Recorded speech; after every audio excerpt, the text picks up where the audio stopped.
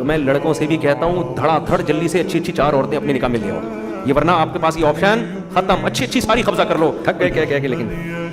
لوگ کہتے ہیں اس مولوی کو اس کے علاوہ کچھ آتا ہی نہیں، اگر مجھے اس کے علاوہ کچھ نہیں آتا تو میرے علاوہ کو اس کے علاوہ سب کچھ آتا ہے، یہ والی بات کر نہیں رہے ہوتے، حالانکہ اتنی اہمیت ہے۔ تو اس لیے میں آپ لوگ سے ہاتھ جوڑ کے کہہ رہا ہوں جلدی جلدی اچھی اچھی بابردہ گھریلو لڑکیوں پہ قبضہ کر لو جو گھر بسائیں تمہارا،